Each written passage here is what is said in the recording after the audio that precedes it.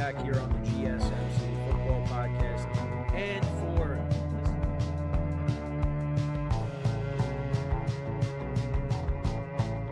keep yourself in the loop of everything football on the Golden State Media Concepts Football Podcast. The latest news on and off the field, be it college football, Big Ten, SEC, Big 12, Pac-12, ACC to the NFL. We've got you covered. Listen to the Golden State Media Concepts Football Podcast.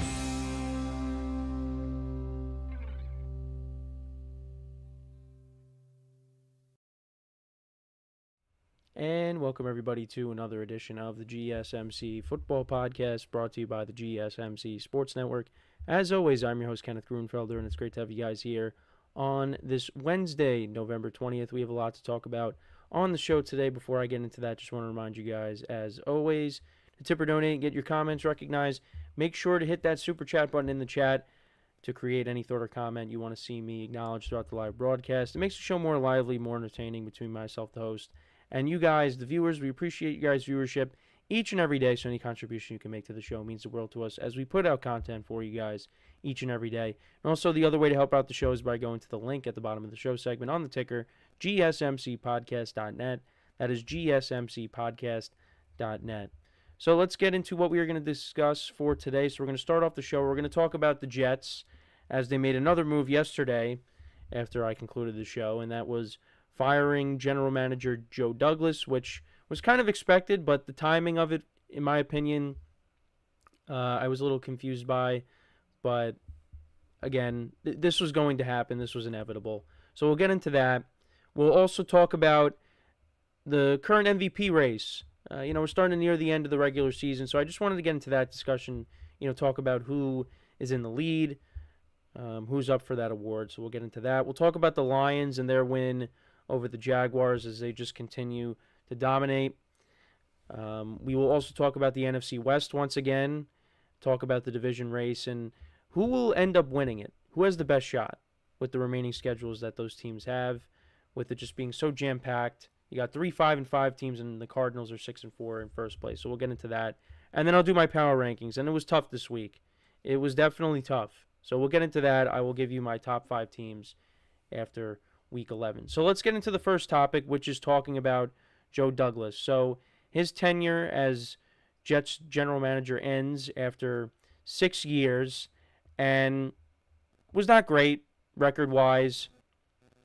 There were people that were disappointed and confused as to why he got fired. But, the record does speak for itself. As the general manager for the Jets, he posted a 30-64 record, and his teams never made the playoffs. His season high for wins was 7, and that's a .438 winning percentage. And that was it. Well, that was in year 1. And that was the peak of his tenure, as this article on NFL.com says. And they did win 7 games last year as well. But, yeah, and look, a lot of people talk about how he did draft guys like Quinnen Williams and Sauce Gardner, although Sauce has not had a good year. Garrett Wilson, Breece Hall, Jermaine Johnson. Yeah, he did draft some solid players. The problem is that the biggest one, and one of the biggest reasons why he is no longer here with the Jets, is because he took Zach Wilson with the 2nd overall pick in 2021. That is why he is no longer here. And had Zach Wilson worked out, there would have been no Aaron Rodgers. Zach Wilson would have been the guy. But Zach Wilson just never developed into that guy. His rookie season, he did show some promise, but it went downhill. And the Giants may deal with this similar thing where if Brian Dable and Joe Shane get a chance to draft their quarterback that they want and it doesn't work out, then they're definitely gone. If it's not after this year. So that's one of the main reasons. And then, of course, you go out and you get Aaron Rodgers. And back to the Jets now. You go out and you get Aaron Rodgers and you hope that he could turn things around there. but it's just been a disaster. And again, if Zach Wilson works out, they don't go out and get Aaron Rodgers. And everybody that got let go still has a job. But other moves moves he failed to make, is last year they should have brought in a legitimate backup quarterback to Aaron Rodgers if he ended up getting hurt, which happened 4 plays into the season. And Zach Wilson had to step in. And you had Trevor Siemian and Tim Boyle. Those are not legitimate backup quarterbacks. You know, you go back to last year and you see how many backup quarterbacks started and how well some of them did. The Jets should have tried to get somebody that could come in and win a couple of games. But they didn't do that. And people point to last year as maybe being the year that the Jets really could have competed, because the defense this year took a massive step back. And had Rodgers not gotten hurt last year, who knows? Who knows what happens? You know, the defense played well last year. You still would have had it at full strength. Some of the guys that they let go in free agency or traded would still have been there. Maybe they would have traded for Devontae Adams last year. Who knows? But I think Rodgers probably still gets hurt. He's hurt right now. He probably still gets banged up last year too. So it's just, I don't know. We could play that game all day, but maybe it's true. Maybe it could have been last year, because the defense, like I said, has been a disappointment this year. It's just all facets. And you hear some reports and some articles coming out about Woody Johnson and how he let go of Robert Saleh without talking to Joe Douglas. He made that decision on his own. There was also reports that he wanted to bench Aaron Rodgers after the loss to the Broncos. To the Broncos. Not after the second loss to the Patriots, or the loss to the Patriots. They beat them the first game. The second matchup with the Patriots, they lost. Not that game. Not this past week. Not against the Cardinals. Against the Broncos. This was early on in the season. This is, they went they were 2-2 at that point. And then, he got pushback for that. So I thought that was interesting. And I wonder if Rodgers makes a statement on that. Whether it's his next appearance on the McAfee show, which I don't believe I don't think he made an appearance on it this week. So we'll find out next week, but it's not good. And I actually did go back and watch some of the Jets highlights from earlier this year. Specifically watching Rodgers and that first game against the Patriots. Now, again, the Patriots are not good. Now, this is, of course, with Jacoby Brissett starting. Drake May looks like he could be the guy there. But I went back and I watched some of the highlights from earlier this year. And the Patriots game was the best Rodgers looked all year. But he was moving around in the pocket. It's not like he was chucking the ball 50 yards down the field, but he was throwing some good passes that weren't just checkdowns. So, partly why Rodgers has been a disappointment is, and Boomer Esiason, I listened to a segment on his radio show this morning, said the same thing, which I think we all know, but he's playing hurt right now. That's why he's got to get rid of the ball quickly. That's why he's always checking it down to Breece Hall. He's playing hurt.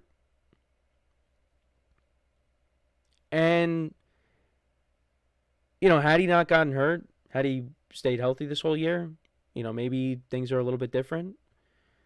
But, the bye week is coming a good time for him, just to try to, get a little bit more, a little bit healthier. But he took a lot of hits this year.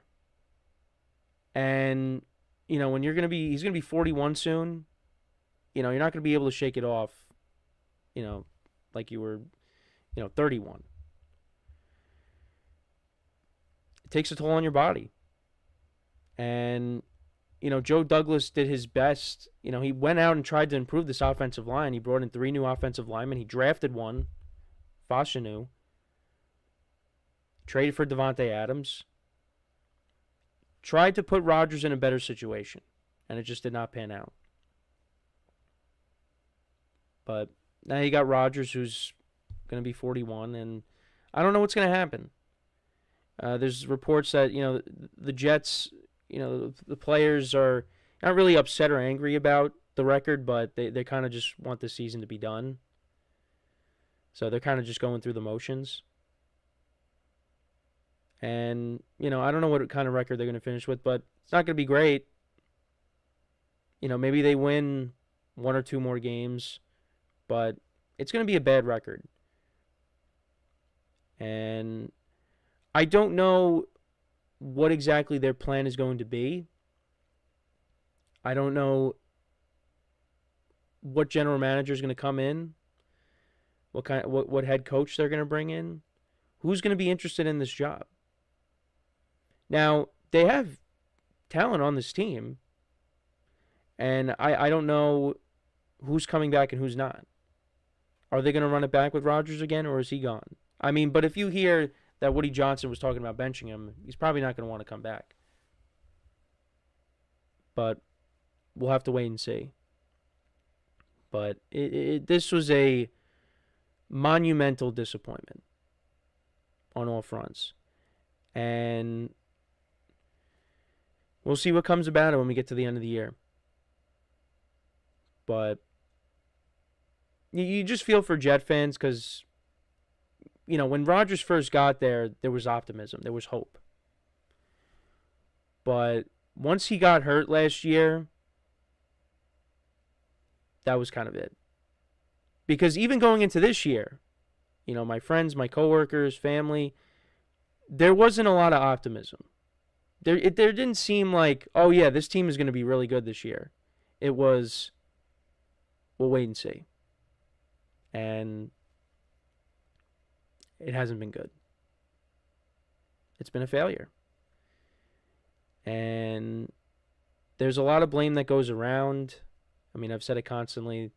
It's coaching, it's player performance, and it's ownership. All facets. And who knows when it's going to get better. New York football is not in a good spot right now. And I'll leave it at that. But let me know what you guys think about the Jets' decision. How do you think this season's going to finish out for them? Let me know in the comments. So we are going to take our first break of the show now. When we come back, we will talk about the MVP race. Who's leading the race currently? Who are the top candidates? We'll get into all that when we return. So with that being said, stick around, and we'll be right back here on the GSMC Football Podcast.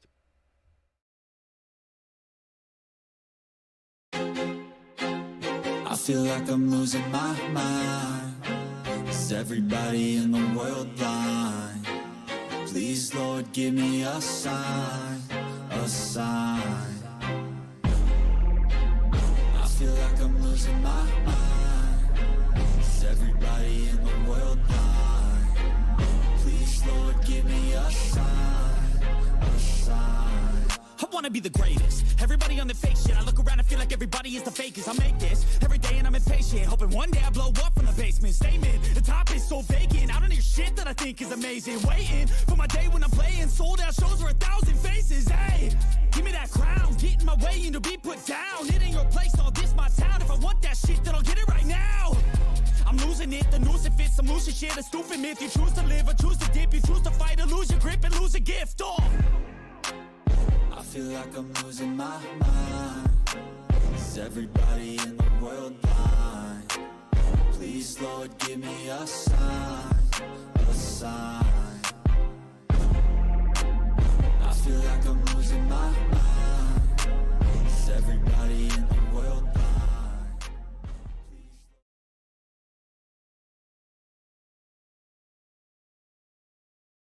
All right, and we are back here on the GSMC Football Podcast. And for the second part of the show, we're going to get into talking about the NFL MVP race.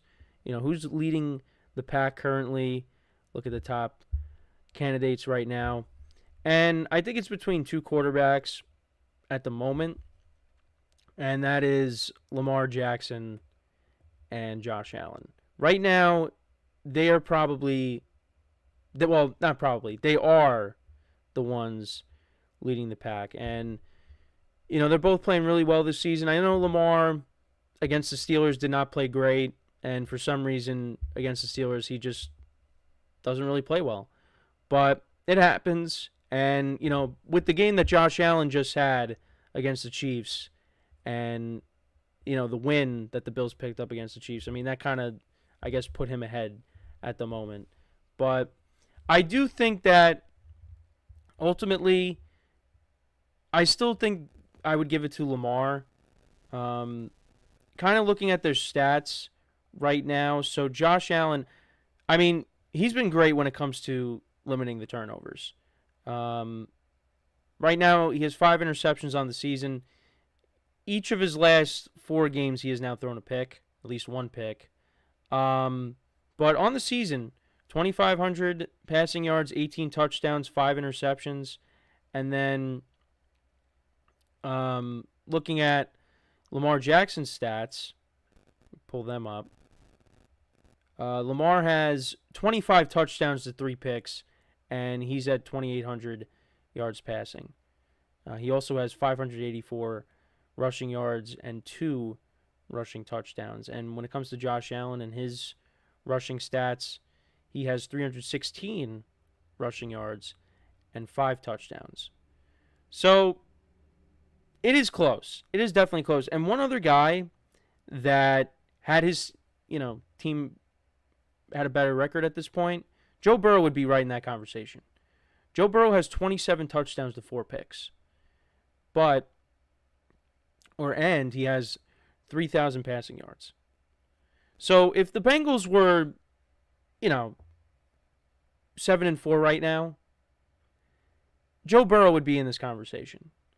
But he's not, because, I mean, he still is, but it's the record. The team record is really what hurts him and his chances. Because he's got more passing yards than Josh Allen. He's got more passing yards than Lamar. He's got more touchdowns than both of them. But, I mean, you're not going to give the MVP to a player that plays on a team with a losing record.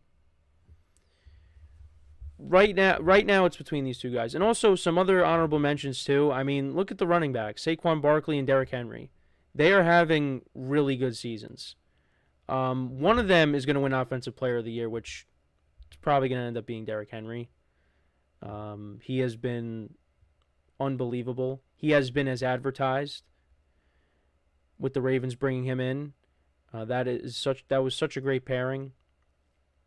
And, we'll see how he finishes this season out. I mean, he has scored a touchdown in every single game this season. And that was what Christian McCaffrey was doing last year. He's an automatic touchdown scorer. I mean, right now, he's got 13 rushing touchdowns. He has a receiving touchdown as well. But yeah, he has 1,185 rushing yards. And can he get to 2,000? We'll see. He's definitely going to come close to it. And then for Saquon, his stats on the season, he has 1,137 rushing yards and 8 touchdowns. And you would think he would have more. The problem is when they get down inside the 5, the Eagles, they run the tush push, which, that hurts Saquon's chances of scoring. So, but he's definitely up. It's him and Derrick Henry for Offensive Player of the Year. And then also, Jared Goff, you got to put his name in the conversation as well. He's got 2,492 passing yards, 20 touchdowns to 9 picks. Got off to a slow start this year, but, myself and many others kept saying it's only a matter of time before he gets it going. And boy, have they ever. And we'll talk about the Lions in the next segment after their huge win over the Jaguars. And by huge, I mean they just destroyed them. We'll get into that in the next segment. But he's another name that you could throw in there as well with the kind of season that he has had. But ultimately, it's going to come down to Josh Allen and Lamar Jackson. That's who it's going to come down to. Patrick Mahomes' name is up there, of course, because it's Patrick Mahomes, and the Chiefs, of course, were undefeated until this past Sunday. But Mahomes' stats are not where they should be. I mean, the passing yards, he's got 2,400 yards passing, but he's got 15 touchdowns to 11 interceptions. It's not great. So, we'll see if Mahomes could turn it around. But, a little surprised by, looking at that touchdown-interception ratio. And I was kind of hoping my camera would stop acting up, but, of course, it continues. So we'll see if I can fix it. And, okay, I think that might have done it, hopefully.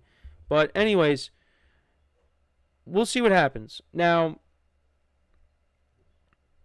for the Bills, I mean, if Josh Allen continues to play like this and maybe the Bills get the 1 seed, then maybe you're looking at him as getting the MVP. The Ravens this past week struggled a little bit offensively. Lamar didn't have a touchdown.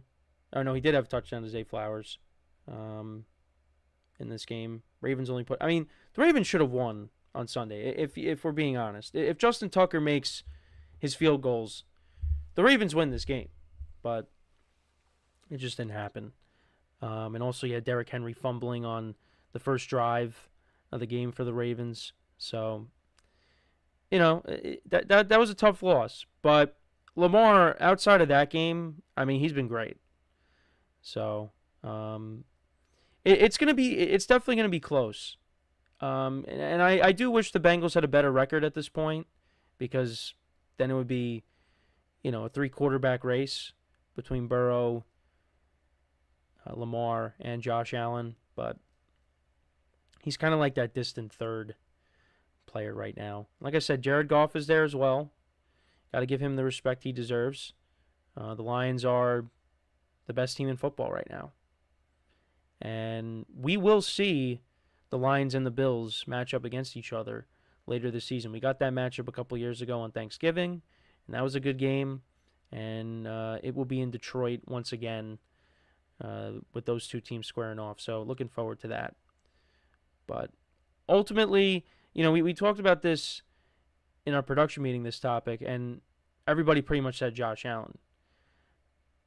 But I don't think it's set in stone on, Josh Allen's running away with it. Lamar, it's between these two guys. And it's going to go back and forth the rest of the way. Like I said, the Ravens had a little bit of a hiccup with the loss to the Steelers, but they should get back on track. And we'll see how these two teams finish out. We'll see how these two quarterbacks finish out, and we'll have a better idea of who really deserves it. But I think if Lamar is able to win it, that's impressive. 3 MVPs. I know we need to see more success in the playoffs, but listen, you can't discount 3 MVPs if he's able to do it. Josh Allen is a player that deserves an MVP. He's been one of the best quarterbacks in the NFL for a long time. And it's really only a matter of time before he wins an MVP, and maybe it is this year. With a lot of the changes that the Bills have gone through this year, trading Stephon Diggs, who was a big part of Josh Allen elevating his game, him no longer being there and Josh Allen continuing to put up big numbers this year with the different cast around him, or different pieces. Got to give him a lot of credit. So we'll see how he finishes out this year, how Lamar finishes out this year. We'll see if these two teams match up in the playoffs.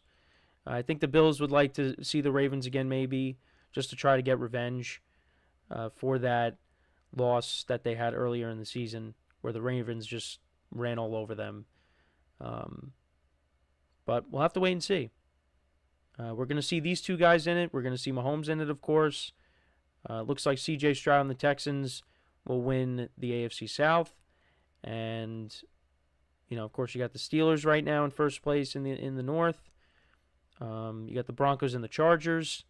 So we'll maybe see Justin Herbert back in the playoffs. The Chargers continue to play how they're playing. And maybe we'll see a rookie quarterback in with Bo Nix and the Broncos, who looked really good on Sunday.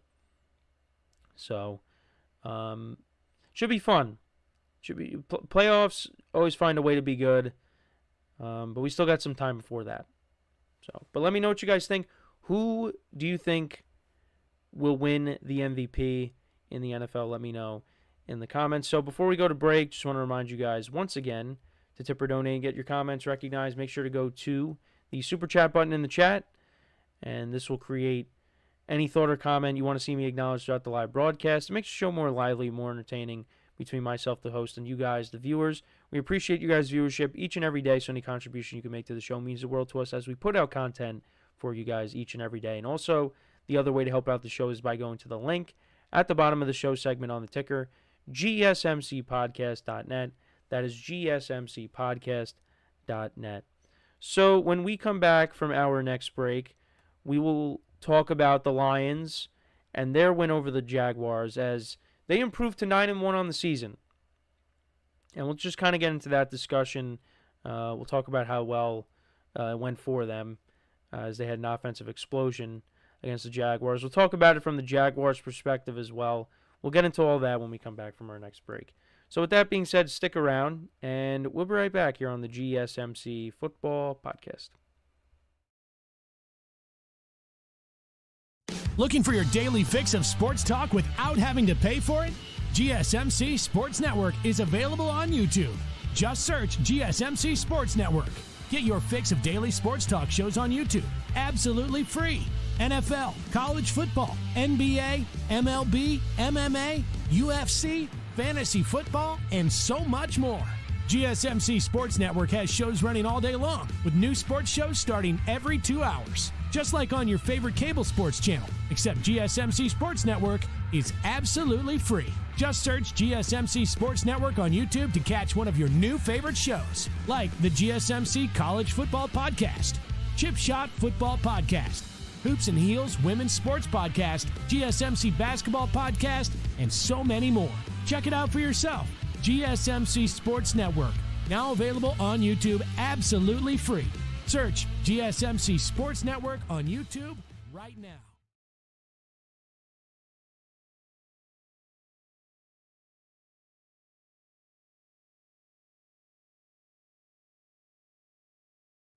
All right, and we are back here on the GSMC Football Podcast. And for the third part of the show, we're going to now get into talking about the Lions and their win over the Jaguars. It was pure domination. It's just two teams, like I like to say, two teams going in completely different directions. The Jaguars have been a massive disappointment this season. And the Lions, of course, they've been unbelievable all year.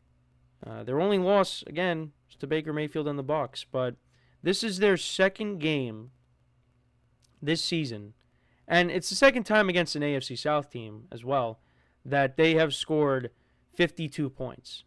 And this is their fourth game this season where they've put up 40-plus points.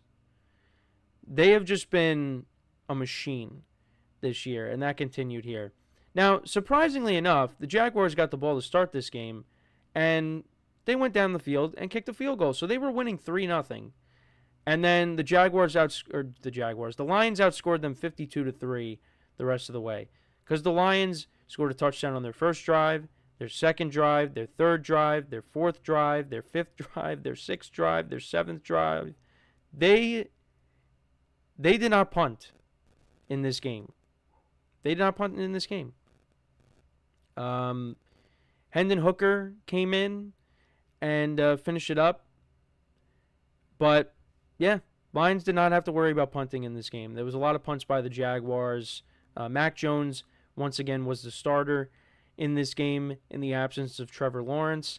and he went 17 of 29 for 138 yards, no touchdowns and a pick. Jared Goff, 24 of 29, 412 yards passing, 4 touchdowns, no picks. A good bounce-back game for him after the 5 interceptions last week against the Texans. And Sonic at Knuckles, they like to call the 2 running backs, Jahmyr Gibbs and David Montgomery. Montgomery had 75 yards on the ground and 2 touchdowns. Gibbs had 69 yards on the ground and a touchdown. The Lions, as a team, ran the ball for 196 yards. Amon-Ra St. Brown, 11 receptions, 161 yards, and 2 touchdowns. Jameson Williams had a big game, 4 receptions for 124 yards and a touchdown.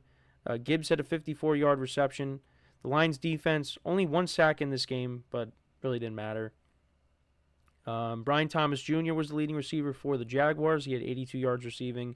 Travis Etienne, 27 yards on the ground. Tank Bigsby was out for this game, but they just could not establish a running game. And no sacks by the Jaguars defense in this game. But the Lions just were unbelievable. You had the Montgomery touchdown on their first drive, the Gibbs touchdown on the second drive, another Montgomery touchdown on the third drive, 27 yards to Amon-Ra St. Brown for a touchdown on their fourth drive. Their fifth drive, Jameson Williams had the 64-yard touchdown.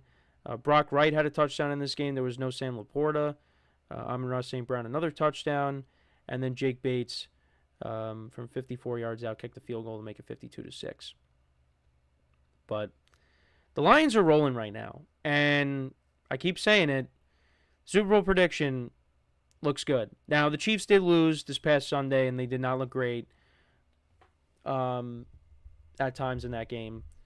But it looks good. The Lions right now look like the team to beat in the NFC, and we've been saying that for a while now.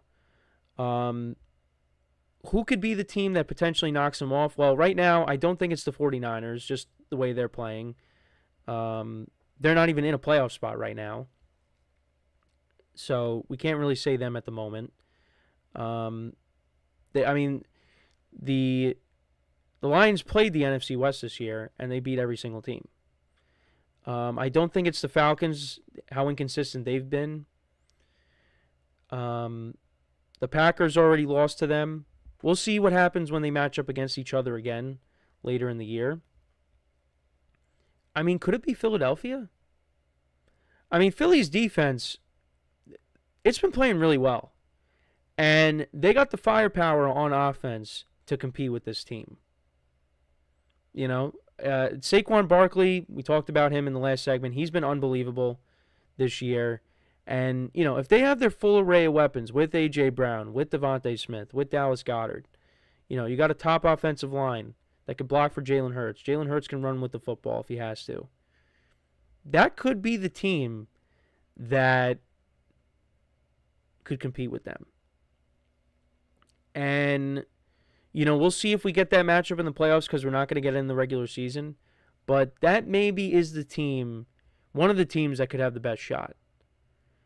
You got the Vikings and the Packers who are divisional opponents. The Packers split with them last year.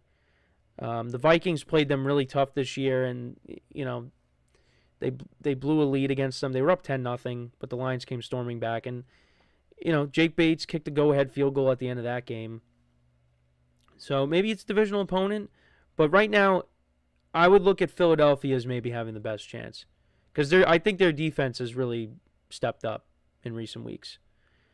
So we'll see if we get that matchup in the playoffs, but you look across the NFC, it's going to be tough. Right now it's the Lions, and then it's everybody else. And they're doing this without their best pass rusher in Aiden Hutchinson, which, it's a huge blow to this team, but they just continue to roll. They're well coached, and look, they got an offense that can score points in bunches. And it's led by a quarterback that I like to root for, in Jared Goff. And they just have they have a very likable team. It's hard to root against the Lions right now. So, we'll see, how the rest of the season unfolds for them, but they look like the team to beat in the NFC, and they look like they're going to find themselves playing in the Super Bowl in a couple of months here. But now with the Jaguars, I mean, what a disappointment. They're now 2-9 on the season. It's just been, this season has been a disaster. And I had them finishing with 9 wins. You know, I tried to give them the benefit of the doubt. I thought maybe, you know, the collapse at the end of the year was possibly a fluke, but it was not a fluke. This team is not good. And we'll see what happens with Doug Peterson. He's definitely not going to be back. And, you know, you gave Trevor Lawrence that big contract, and he hasn't played well. Now, he hasn't played in these last 2 games. Thankfully, he wasn't a part of this game, because that would have been a really bad look. But even if he did play, I mean, the Jaguars still lose this game. Now, maybe the score isn't as lopsided, maybe a little less lopsided, but yeah, it really wouldn't have made that much of a difference. The Jaguars have just been, they've been a disappointment. And you gave your quarterback a big contract, and so far he has not lived up to it this year. And I'm curious to see if, you know, he does come back this season, because, you know, he is dealing with the shoulder injury. But we'll keep an eye on it. But that's a team that's going to be going through some changes as well. Yeah, it's just ever since that 8-3 start for them, it just downhill. Everything has gone downhill for them. So, but they ran into a football team that is just clearly better than them in every way. And it's not the first time that a game like this has happened to them. The Bills on that Monday night, you know, they're not a good team right now. And they have lost some close games too. I mean, you know, losing to the Dolphins in week 1 where they could have won that game. The Texans, they were leading in that game. The Packers, they lose towards the end of that one. The Vikings game, look, Vikings did not score a touchdown against them. They lost 12-7. You know, if Trevor Lawrence plays in that game, maybe they win it. They almost came back against the Eagles. It's not been good. Their only wins have come against the Patriots and the Colts led by Joe Flacco. And that was a 3-point game. So it's just has not been a good year for them, and we'll see what they do at the end of the year, what kind of changes this team goes through. But they have been one of the more disappointing teams this year. And also a player that I want to bring up, what happened to Travis Etienne? I mean, he was one of the best running backs in football last year, and he's been non-existent. Like, what's happened? Brian Thomas Jr. looks like he's going to be a good player for them, so they at least have that. But Travis Etienne's been a disappointment. Christian Kirk dealt with injuries this year. It's been a disappointment. That's all I can really say about it. So, and I thought the defense maybe would be a little bit better. No, it's just everything has kind of gone wrong for them. And like I said, a lot of changes are going to be coming for them after this year. So, let me know what you guys think, though, about this game, though, between the Lions and the Jaguars. What were your takeaways from it? Let me know. So, when we come back from our next break, we will talk about the NFC West as a whole. We'll get into talking about the team's remaining schedules and who is most likely going to win the division. Who do I think will most likely win the division? So we'll get into all that. That will be the second to last topic of the day. It's turned into one of the more competitive divisions in football. Between that and, you know, you got the NFC North, of course. These are tough divisions right now. Unfortunately, except if you're the Bears, when talking about the NFC North, because, you know, they're the only team now that has a losing record. And it's on bad luck because they could have very easily had 2 more wins had it not have been for a blocked field goal and a Hail Mary. So, but we're going to talk about the NFC West, though, when we come back from our next break. So with that being said, stick around, and we'll be right back here on the GSMC Football Podcast.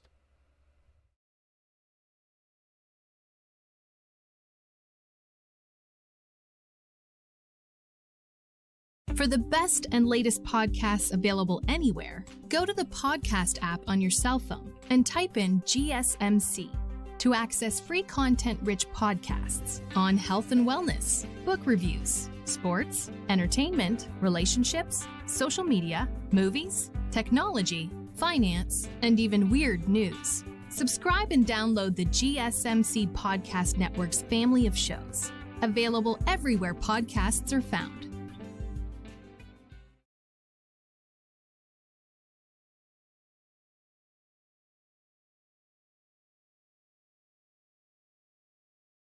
All right, and we are back here on the GSMC Football Podcast, and for the fourth part of the show, we are going to now get into talking about the NFC West and who is most likely going to win this division.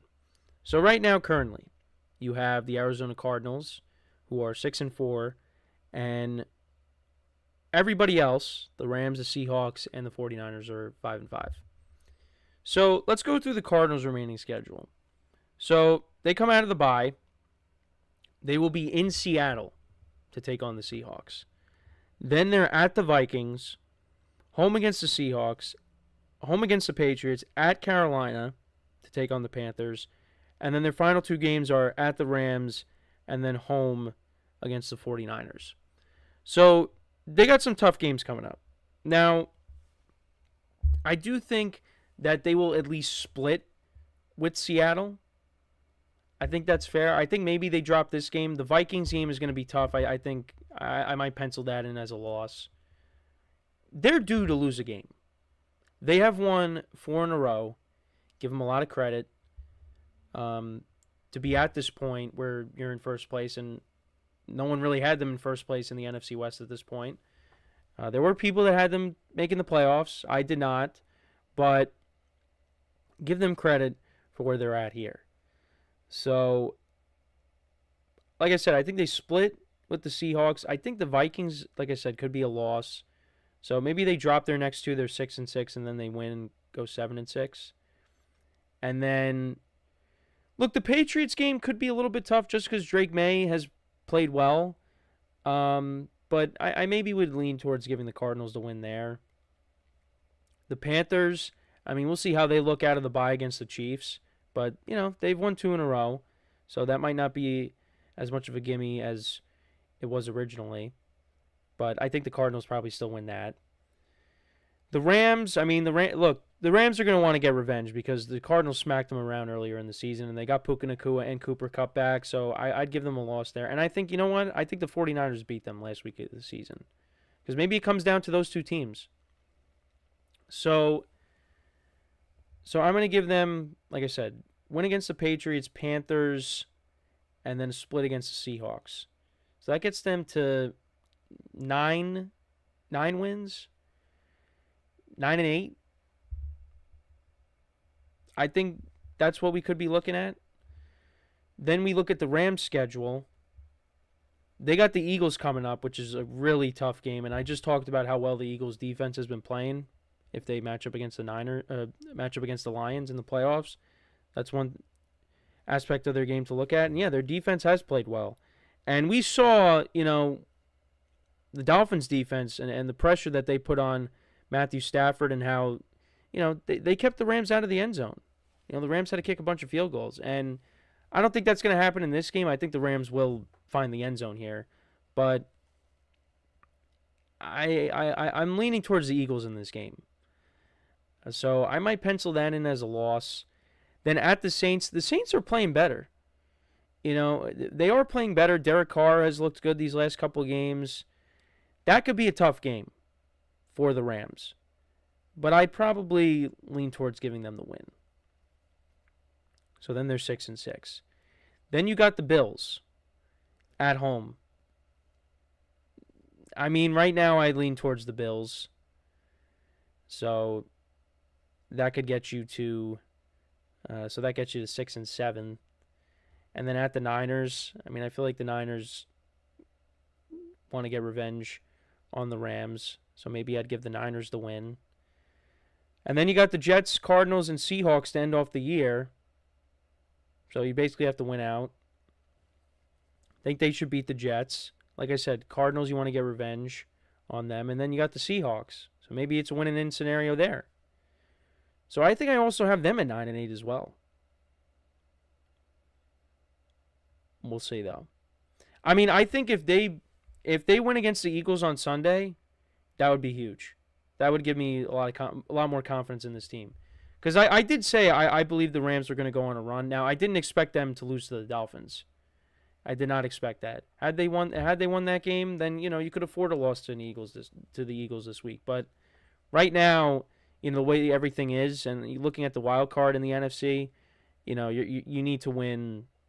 You need to win out, or at least get to 10 wins. And then I think you should be good. 10 wins could be what wins the division. Maybe even 9. So we'll see. And then we got the Seahawks. So their remaining schedule, they got the Cardinals at home, which I said they would split with the Cardinals. Then they're at the Jets, which should be a win. So that would get them to 7-5. And I said they'd split it with the Cardinals 7-6. Then you got the Packers at home. That's a dicey game. I think that could go either way. I think the Packers are the better team, but it wouldn't surprise me if the Seahawks won.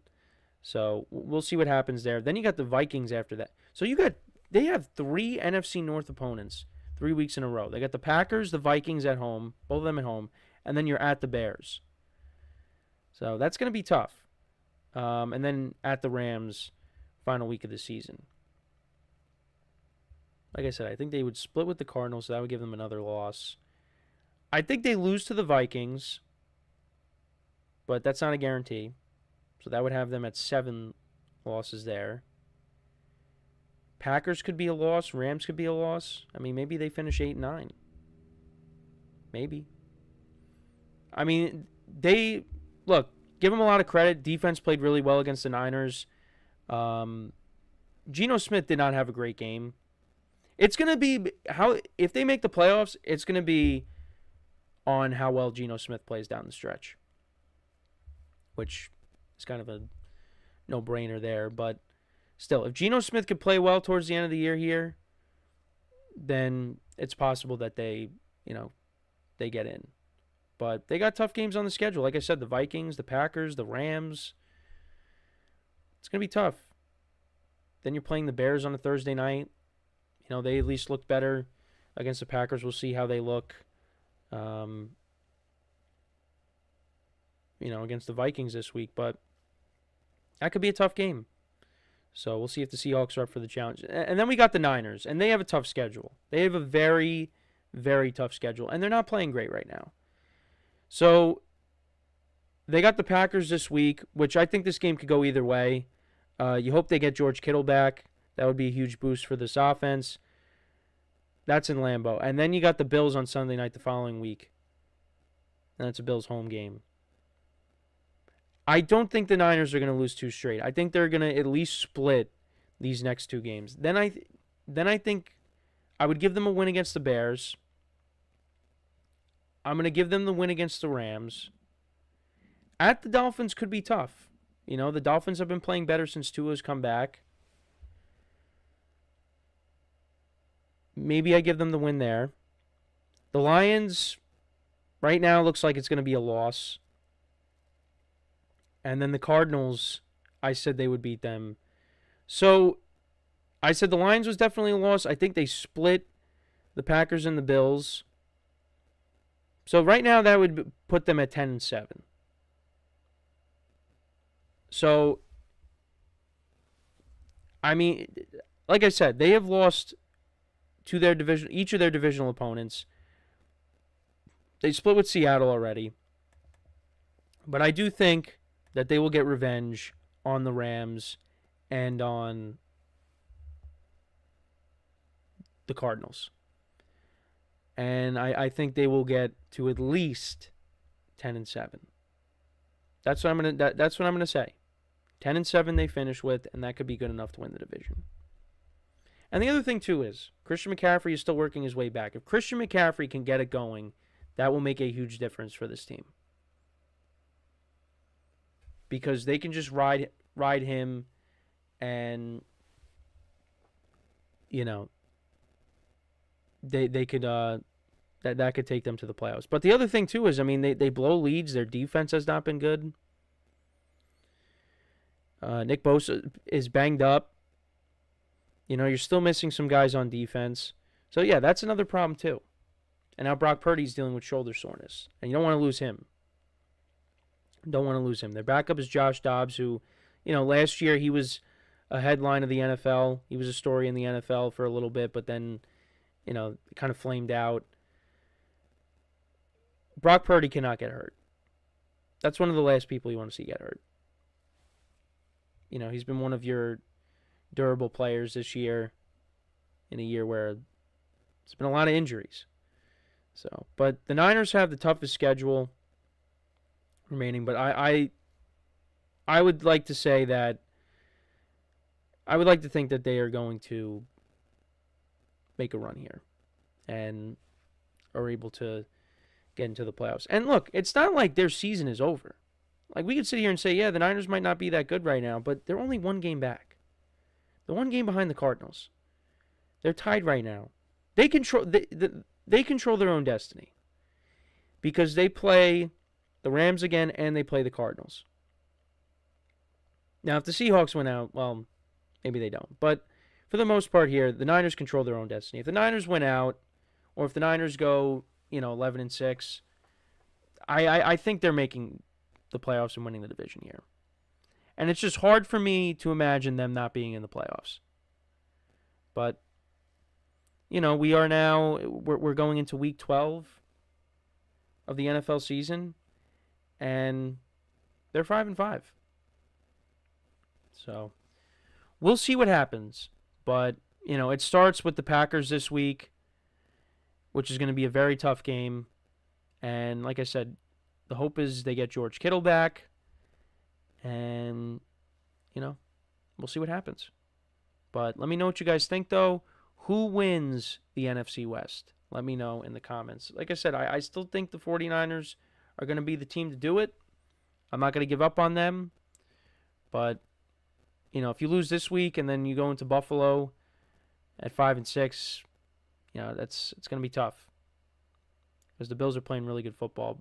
The Packers, I think, of the two games between the Packers and the Bills, I would say it's more likely that the 49ers could win this game coming up than the game against the Bills the following week. That's just my opinion. Just a feeling that I have. But we'll see. But yeah, let me know what you guys think. Who wins the NFC West? Let me know in the comments. So when we come back from our next break, we will talk about my power rankings for this week, my top 5 teams after week 11. And like I said, it was tough. It was really tough.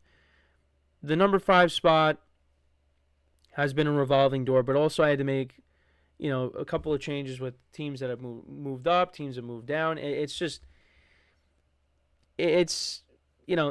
top 2 I think is going to stay the same for the most part, but 3 through 5, especially number 5, there's going to be changes mostly every week, especially at the 5 spot. But we will get into all that. We will discuss all of that when we come back, and that will take us basically to the end of the show. And, of course, tomorrow kicks off week 12 with the Steelers and the Browns. Weather's not supposed to be nice. It's supposed to be raining, windy. So, not the best conditions, but we'll get into all that tomorrow. And then, of course, we'll get you set for this weekend. Some big games. Niners, Packers is a big game this weekend. We'll get into that discussion. We'll go from there. So, yeah, for one final time today, make sure to stick around. And we'll be right back here on the GSMC Football Podcast.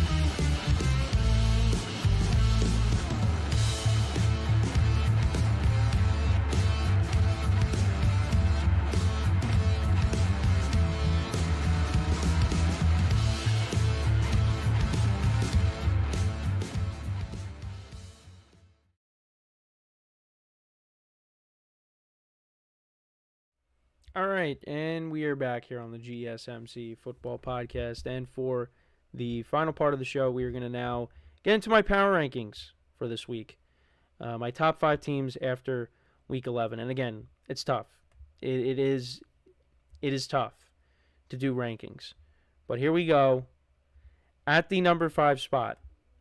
All right, this is the first time that they have made an appearance in my top 5 all year. But I had to put them in. And that is the Pittsburgh Steelers. Now, you might be a little bit upset with me with who's at number 4, but I got them at 5. They're 8-2 right now. Would not have expected them to be 8-2 at this point. I had them finishing 9-8. I had them finishing with the worst record in the division because I thought the division was going to be better than what it is right now. They're in first place.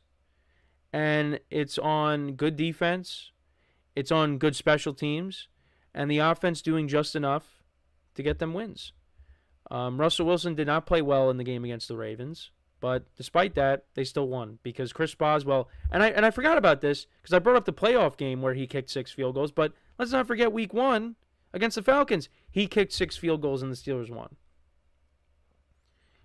And this defense is playing unbelievable. I mean, led by T.J. Watt. They got turnovers in big spots.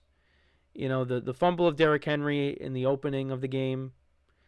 And then, of course, the interception later in the game off of Lamar Jackson, which was, I don't really think it should have been an interception. It should have been a fumble by Justice Hill. But anyways, this is a good team right now. And the thing that worries me is if they go up against a team. Now, they went up against the Ravens and they shut them down. They shut that offense down. Now, the Ravens, didn't do themselves any favors with Justin Tucker missing field goals and the turnovers, missed opportunities. But if they have to go up against a team that, puts up points against them, are they going to be able to, keep up offensively? Because we saw, against the Colts this year, and that was with Justin Fields at quarterback. The Colts were able to move the ball against them and put up points. And, the Steelers kept it close. But, it's games like that I worry about, is them getting into shootouts. Now, it might not happen because the Steelers play really good defense and, they run the football well. So maybe it never gets to that. But that's something that I do worry about. Because Russell Wilson, he has played well since he's taken over, but he could also have games like he did against the Ravens, but it didn't matter because they still won. So I'm curious to see when they play against the Chiefs on Christmas. I want to see how that game goes. My dad's a Steelers fan, so I have a rooting interest for the Steelers, but I'm curious to see how that game does go. Also because it's going to be on Netflix, and people were having problems with watching the Mike Tyson-Jake Paul fight on Netflix because it kept buffering. Now, my friends and I were watching it on a stream, so we didn't really have that problem. But the NFL has to make sure, the NFL and Netflix, they got to make sure that doesn't happen. There's no buffering issues on Christmas, otherwise fans are going to lose their mind. Although I do wish that there was buffering issues for Fox on Thanksgiving, because next Thursday we are going to have to watch, well, you're not going to have to watch it, but next Thursday we have the pleasure of Tommy DeVito against Cooper Rush. So that'll be fun. But anyways, I got off topic here. The Steelers, though, are at 5. And look, they're in first place. Give them credit. But this might anger some people. I do have the Ravens at 4. I just because they lost to the Steelers, I am not going to just completely throw them out of the top 5. But, like I said, the Ravens, they kind of hurt themselves in this game with the turnovers and Justin Tucker missing field goals. I still think that the Ravens are the better team when comparing these two teams. We'll see when they match up against each other in Baltimore how that goes. I mean, that's the game I expected on Sunday, a low-scoring game that the Steelers won. And that's what happened. But like I said, the Ravens had missed opportunities. Also, Derrick Henry was really a non-factor in this game. He had one big run, and then he had the touchdown, of course, later on that drive. Really, it should have been on the field during that 2-point try. I don't understand why he wasn't on the field for that. But this is still a very good team, even with that loss. The defense, of course, is a concern, the pass defense, but they did a good job at, limiting the Steelers to 6 field goals. So I still think this is a top 5 team. But I did drop them down a little bit this week. And, yeah, it is kind of odd to have, the first place team of this division still ranked behind the Ravens, and the Steelers just beat them. But I still think the Ravens are a better team than the Steelers. But that could change. If the Steelers go into Baltimore later in the year and they beat the Ravens, then, things are going to change. But for right now, I still have the Ravens ranked over the Steelers. But the Steelers are a good team, and there's some people out there that might be thinking I'm ranking the Steelers too high because, of how their offense is played. But they're 8-2. They're 8-2. They deserve to be in the top 5 right now. It's very close, though, because, the Eagles are another 8-2 team that are not on here. The Vikings finally dropped out of the top 5, although they played a little bit better against the Titans. But even against Jacksonville, I still, after the win against Jacksonville, I still had them up here, and they didn't play well in that game. But this was the week where I said, you know what, the Steelers are getting in just because, hey, you beat the Ravens. So, yeah, the Ravens are still, though, ranked ahead of them, in my opinion. I have them at 4. Then we got the Buffalo Bills. And, again, similar to the Steelers, the Bills should be ranked, maybe in some people's eyes, should be ranked ahead of the team that they just beat. I still got them at 3. I did move them up a spot, move the Ravens down a spot. Now, the Ravens, they did beat the Bills earlier in the year. That's why these rankings are hard. But the Bills are coming off of, Ravens are coming off of a disappointing loss. Bills are coming off of a huge win against a very good team in the Chiefs. Josh Allen. We talked about him earlier in the show. He's an MVP candidate right now. He's the leader in the MVP race, but Lamar is right there too. He made the difference in that game against the Chiefs. On 4th and 2, they go for it. He picks it up. He picks up the first down and he scores a touchdown. They went for the dagger and they got it. Because the Chiefs, I think, had they not picked up that first down, Chiefs probably win that game. But the Bills said, no, that's not happening this time around. And Josh Allen said the same thing. He's playing really good football. The defense forced a couple of turnovers. The second one was just Mahomes trying to, attempt a last stand there. But try to get a big chunk play and then maybe kick the field goal and then, go for the onside kick or vice versa. You still, go for the touchdown and get the onside kick after that. But either way, the Bills' defense has not been that bad this year. They've played better than I think people expected just because of, that side of the ball lost some pieces as well. But they're playing good football. They're 9-2. They're in the driver's seat to win the AFC East. They're going to win that, and they're either going to finish with the 1 or 2 seed, possibly. They got some tough games coming up on the schedule, but I think they'll be able to handle it. Well, the Niners, we'll see. The Niners and the Lions, those are the 2 tough games that are definitely on the schedule. The Lions game is going to be very tough because that's a road game. I would like to see them, if they went on the road and they beat the Lions, that would really impress me.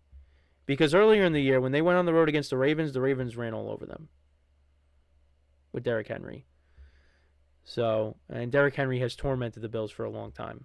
Derrick Henry has tormented a lot of teams for a long time. That's why the Ravens got him, because the Ravens were one of those teams. So I would like to see the Bills go on the road and beat a good team, because they're very good at home.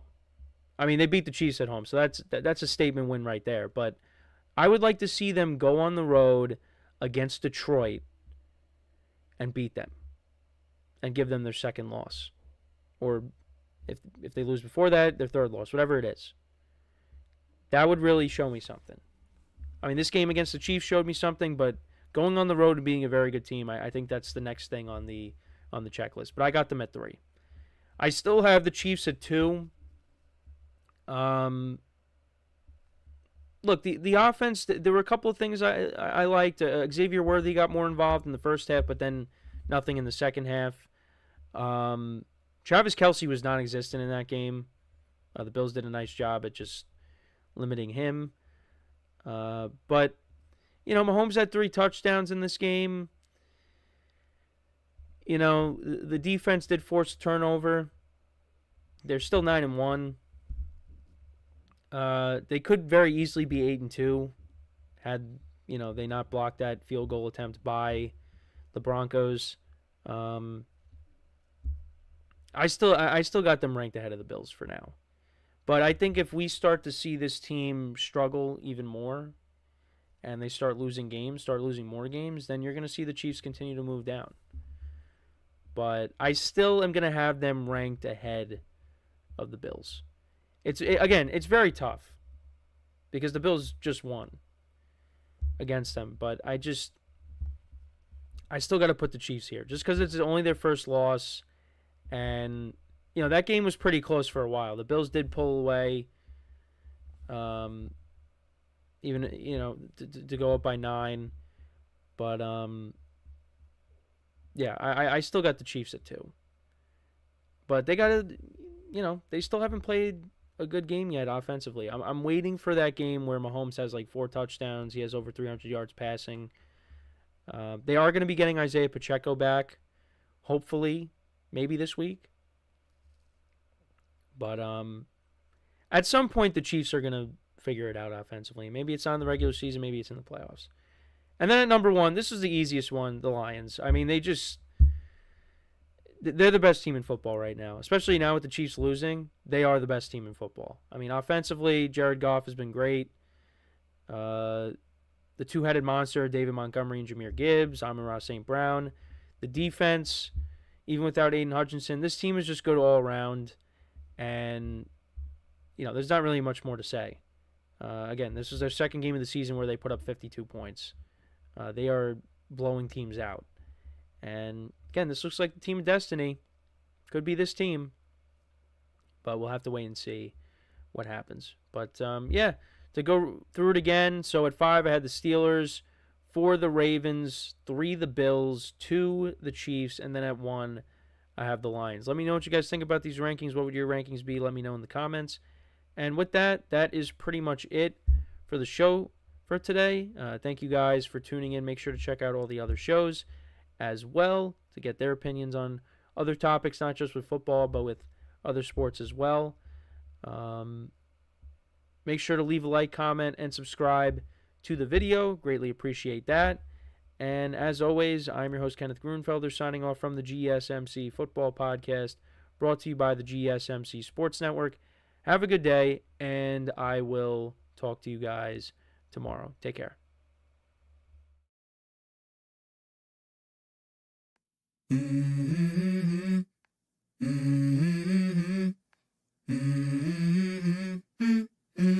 Let's go. I wake up to a little bit of drool on my pillow, feel like it's gonna be a bad day. Yeah, I'm tired of shit, and the coffee ain't hit yet, damn, ain't that great. I don't wanna go